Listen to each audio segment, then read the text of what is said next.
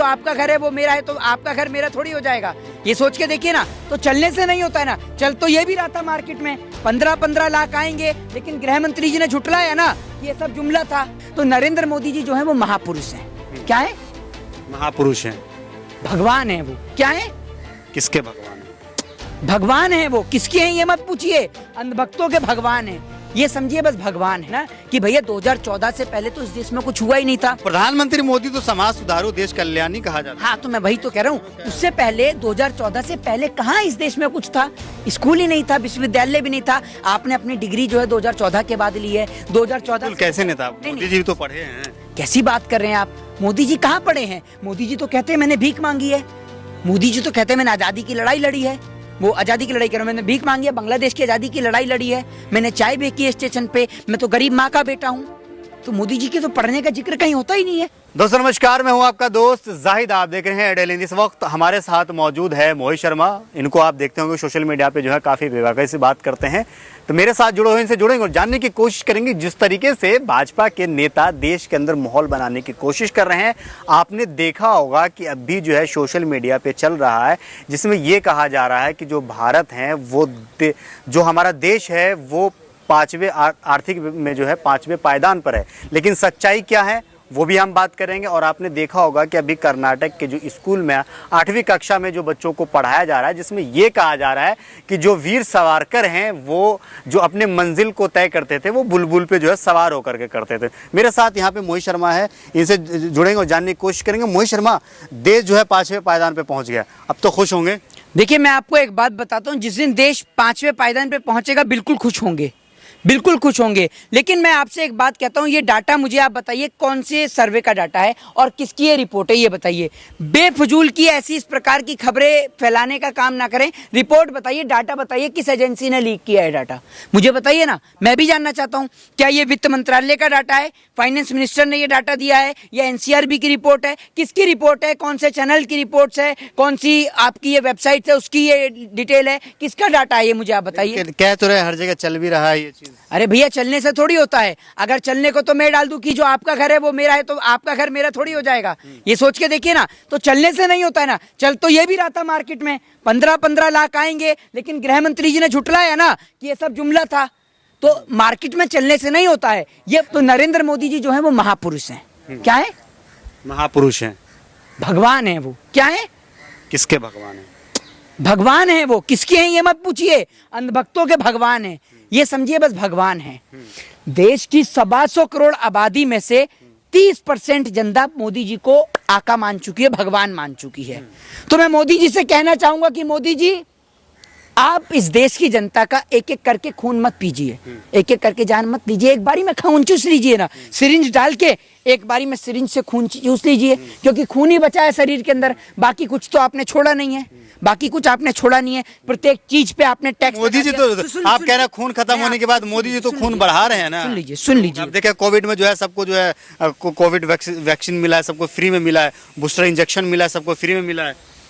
पत्रकार महोदय, इस देश का दुर्भाग्य कह लीजिए या फिर आप इस देश की एक बदकिस्मती कह लीजिए कि इस देश के अंदर लोग जो है इस देश को बिकते हुए अपनी आंखों से देख रहे हैं, लेकिन फिर भी यकीन नहीं करते हैं ना कि भैया 2014 से पहले तो इस देश में कुछ हुआ ही नहीं था। प्रधानमंत्री मोदी तो समाज सुधारू देश कल्याणी कहा जाता है। हाँ, तो मैं वही तो कह रहा हूँ, उससे पहले 2014 से पहले कहाँ इस देश में कुछ था? स्कूल ही नहीं था, विश्वविद्यालय भी नहीं था। आपने अपनी डिग्री जो है 2014 के बाद ली है। 2014 कैसे नहीं था? मोदी जी तो पढ़े हैं। कैसी बात कर रहे हैं आप? मोदी जी कहाँ पढ़े हैं? मोदी जी तो कहते हैं मैंने भीख मांगी है। मोदी जी तो कहते हैं मैंने आजादी की लड़ाई लड़ी है। वो आजादी की लड़ाई कर रहा हूँ, मैंने भीख मांगी है, बांग्लादेश की आजादी की लड़ाई लड़ी है, मैंने चाय बेची है स्टेशन पे, मैं तो गरीब माँ का बेटा हूँ। तो मोदी जी के तो पढ़ने का जिक्र कहीं होता ही नहीं है। अमित शाह जो क्या नाम है वो डिग्री उग्री जो दिखा रहे थे मोदी जी का, एक बार अब आप एक बात मुझे बताइए, मैं आपसे एक सवाल करूं, ठीक है? अगर मैं आपसे सवाल करता हूं, अगर आप किसी कहीं पे जॉब का इंटरव्यू देने के लिए जा रहे हैं, तो जॉब का इंटरव्यू आप देने जाएंगे, आपके पिताजी देने जाएंगे? बिल्कुल, हमें करना है तो हमें जाना है। तो नरेंद्र मोदी जी अपनी डिग्री काहे दिखाने नहीं आते भैया? प्रधानमंत्री है आप, उनके पास इतना काम होता है, 18-18 घंटा काम करते हैं, देश विदेश जाते हैं हर जगह से। ये मैं नहीं कहता हूँ, ये पत्रकार कहते हैं कि वो प्रधानमंत्री 18-18 घंटे काम करते हैं, वो बिजी रहते हैं। हम नहीं कह रहे, सब पूरा देश कह रहा है। यानी गृह मंत्री ठल्लू हैं, गृह मंत्री पे काम नहीं है, ये आप कह रहे हैं। मैंने नहीं कहा ये तो ये ये, नहीं कहा। इन्होंने कहा है तो आप इन्होंने कहा है कि प्रधानमंत्री बिजी रहते हैं इसलिए अपनी डिग्री दिखाने के लिए नहीं आए उनकी हमने ये नहीं कहा, मैंने कहा वो अमित शाह काम जी करते आते हैं, हैं। उनके पास इन हाँ। चीजों का वक्त नहीं है ना। हाँ तो देश के अमित लिए शाह जी खाली रहते हैं, अमित शाह जी खाली रहते हैं, ये आप कह रहे हैं? तो आप तो ये कहते हैं जो टेलीविजन से वो ये दिखाते हैं, ये दर्शाते हैं कि 2014 में जो है उससे सब कुछ इस देश में आया, इस देश के लोगों को खाने को रोटी मिली, वरना उससे पहले मेरे ख्याल से आपके पिताजी तो जो हैं वो फिर पिताजी पे जा रहे हैं आप। भाई बिल्कुल जाएंगे, क्योंकि आपका जन्म तो जो है वो 2014 में ही हुआ है, आपके पिताजी का बिल्कुल जन्म कैसी बात कर रहे हैं आप? नरेंद्र मोदी जी तो 2014 में ही आए हैं। ये देश को आजादी मिली 1947 में, 2014 में मोदी जी आए। इतने साल का इतने बीच का डिस्टेंस था, इतने बीच के डिस्टेंस में आपके पिताजी ने, आपके दादाजी ने पिताजी किसी पे को आ रहे हैं आप। कैसी बात कर रहे हैं? पिताजी पे आना जरूरी है? सवाल आपने ऐसा किया है? आपने अपने घर में किसी को ऐसा देखा है कि आपके दादाजी, आपके पिताजी पीपल के पत्तों में घूम रहे हों? जब इतने सालों में ऐसी स्थिति नहीं आई तो आज वो स्थिति आ जाती। लेकिन आज मैं आपको बता देता हूं, सुन लीजिए, इस देश ने वो दिन देखा है 2014 के बाद कि जब कोरोना के काल में गर्भवती महिला जो है वो फ्लाईओवर के ऊपर, ब्रिज के ऊपर अपने बच्चों को जन्म दे रही थी। इस देश ने वो दिन देखा है 2014 के बाद जब रोटी के ऊपर टैक्स लगा। इस देश ने 2014 के बाद वो दिन देखा है जब कॉपी, किताब और कलम के ऊपर टैक्स लगा। इस देश ने 2014 के बाद वो दिन देखा है और ऐसी वित्त मंत्री को देखा है जो जवाब देती हैं जब लहसुन और प्याज के दाम बढ़ते हैं तो वो कहते हैं कि मैं लहसुन प्याज ही नहीं खाती। करें, उन्होंने प्रधानमंत्री बनाया, हम क्यों? हिंदू को मुसलमान से लड़ाकर तभी तो मोदी जी को भगवान बनाया गया है। तो मैं तो कहता हूं भगवान को तो लोगों की जान निकालने का भी अधिकार है। तो मैं कहता हूं ना मोदी जी से कि मोदी जी क्यों तिल तिल करके इस देश की जनता को मार रहे हैं? एक बार निपटा दीजिए, एक बार निपटारा कर दीजिए हमारा। भैया आपने एक बार और नोटबंदी कर दीजिए, क्योंकि 200 सालों में जितना अंग्रेज इस देश में पहले भी महान लोग हुए हैं, बहुत सारे हमारे देश के जो है क्या नाम है क्रांतिकारी हैं जिन्होंने हमें देश की हमें आज़ादी दिलाई है। लेकिन एक वहाँ पे एक नाम और भी आता है, आप समझ गए होंगे कौन सा नाम आता है? वीर सावरकर के बारे में। हाँ।